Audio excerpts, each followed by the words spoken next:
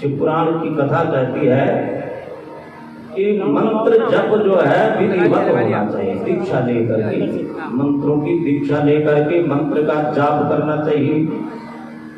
जितने भी ब्राह्मण हैं उनको ओम लगाना चाहिए, ओम नमः शिवाय।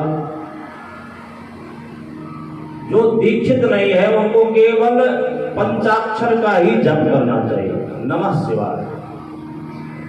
और स्त्रियों के लिए बताया गया कि शिवाय नमः, शिवाय नमः, यानी वो बाद में नमः लगाए। एक तो नमः शिवाय है और एक शिवाय नमः। इस विप्रेस्त्रीणाम नमः पूर्वा विद्भिक्षन्ति केचनाः पंचकोटि जपं कृत्वा सदा शिव समो भवेत्। और इस शिव पुराण का जो है जो 5 करोड़ जप कर लेता है, कौन सा जप, चाहे ओम नमः शिवाय हो, अपनी परंपरा के अनुसार ध्यान रखना, ब्राह्मणों को ओम लगाना चाहिए, अन्य लोगों को नमः शिवाय, और स्त्रियां नमः शिवाय भी जप सकती हैं और शिवाय नमः भी जप सकती हैं।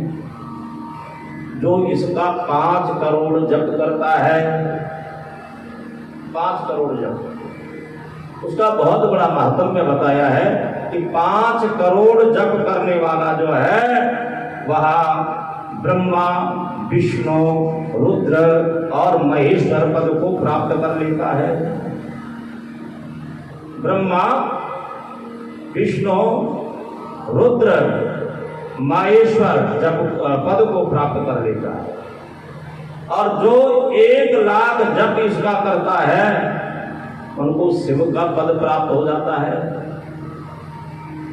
और अगर कोई प्रतिदिन 10 बार भी जो है ओम नमः शिवाय का जप करता है, उनके सारे पाप नष्ट हो जाते हैं। ये मंत्रों की महिमा बताई गई है। इसी शिवपुराण में श्री शिवाय नमस्तुभ्यम ये भी मंत्र है। इसका जप हर समय किया जा सकता है, लेकिन जो ओम नमः शिवाय है या नमः शिवाय है या शिवाय नमः है, ये बैठ करके ही ध्यान लगा करके इसका जप करना चाहिए।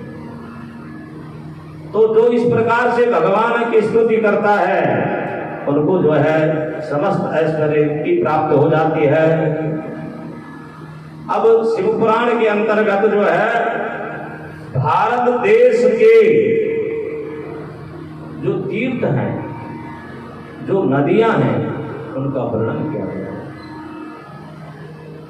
भारत देश में जो है हर जगह कदम कदम पर क्या है, तीर्थ हैं, नदियां हैं, और उन तीर्थों का जो है बड़ी पुण्य क्षेत्रों का जो है वर्णन किया गया है कि उन पुण्य क्षेत्रों में जाकर के हमारे सारे पाप नष्ट हो जाते हैं।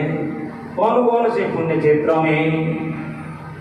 येन केनापि पापेन पुण्य क्षेत्रम वसेतरः सिंधु सतनदी तीरे सन्ति क्षेत्राण्यनेकशः। जो सिंधु और गंगा नदी के तट पर बहुत से पुण्य क्षेत्र हैं, सरस्वती नदी का पवित्र तथा 60 मुख वाली कही गई है। ये जो गंगा नदी है ये 60 मुख वाली नदी है। कितने मुख वाली? 60 मुख है। सिंधु, गंगा और सरस्वती के जो है 60 मुख हैं। जो विद्वान पुरुष सरस्वती और गंगा की उन धाराओं के तट पर निवास करता है वो ब्रह्म पद को प्राप्त कर लेता है। बोलो गंगा मैया की जय। लेकिन उन तट पर रह करके हमारे अंदर आस्था भी होनी चाहिए कि नहीं? क्योंकि जब हम पुण्य क्षेत्रों में जाते हैं तो वहां पर हमें पाप से दूर रहना चाहिए, क्योंकि अन्य क्षेत्रम कृतम पापम पुण्य क्षेत्रम विनश्यति, पुण्य क्षेत्रम कृतम पापम वज्र तुल्यम भविष्यति।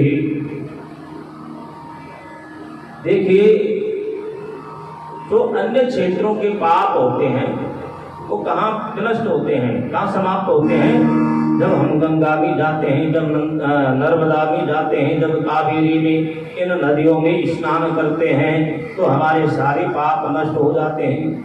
और गंगा के तट पर ही हम अगर पाप कर्म करें तो वो वज्र के समान बन जाता है। तो वहां पर भी सावधानी से रहना चाहिए। बड़ी सात्विक विचार से जब हम पुण्य क्षेत्र में जाते हैं तो हमें सात्विक विचार धारण करना चाहिए। भगवान को जल भी चढ़ाना चाहिए, पंचामृत भी चढ़ाना चाहिए, जनेऊ भी चढ़ाना चाहिए, भूख दीप नैवेद्य आदि से भगवान का विधिवत पूजन करने से जो है संपूर्ण ऐश्वर्यों की प्राप्ति हुआ करती है। बहुत कुछ शिवपुराण में बताया गया है कि जो नाना प्रकार के जो है द्रव्यों से भगवान का पूजन करता है उनके सारे बंधन समाप्त हो जाते हैं। जो बंधन हमारे जन्म जन्मांतरों से हम भटक रहे हैं वो सारे बंधन हमारे शिवपुराण की कथा श्रवण करने से समाप्त हो जाते हैं।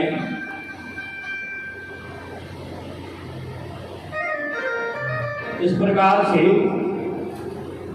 संपूर्ण सदाचार का वर्णन शिवपुराण में किया गया है। कौन सा दान करना चाहिए, कब क्या करना चाहिए, कौन सी तिथि में क्या करना चाहिए। सम्यक उक्त दयालिंग महिमा सद्भरम प्रदाः। ओम क्या है? सबसे बड़ा है। मंत्रों में प्रणव, इसे भी प्रणव ही कहा गया है। ओम भी प्रणव ही है और नमः शिवाय भी प्रणव है, शिवाय नमः भी प्रणव है। इनका विधिवत पूजन, इनकी दीक्षा लेकर के जप करने से जो है अभीष्ट सिद्धि की प्राप्ति होती है। अभी बताया है कि 1 लाख, 1.25 लाख, 5 करोड़ तक जो है इस मंत्र का जप करने से जो है अभीष्ट सिद्धि की प्राप्ति होती है। यथा पूर्वी सर्वासी करासी श्रेष्ठ उत्तम तथा सर्वेश लिंगेशु पार्थिवम श्रेष्ठ उच्यते। जैसे सभी पुरियों में काशीपुरी श्रेष्ठ है, वैसे ही इन शिवलिंगों में श्रेष्ठ जो है पार्थिव लिंग है, और उस लिंग का जो है दूधोपचार से पूजन करना चाहिए, दूध से स्नान कराना चाहिए, नाना प्रकार की 56 भोग जो है भगवान को लगाने चाहिए। भगवान शिव को सब कुछ अर्पण हो जाता है, भांग चढ़ाओ, धतूरा चढ़ाओ, नाना प्रकार के परिमल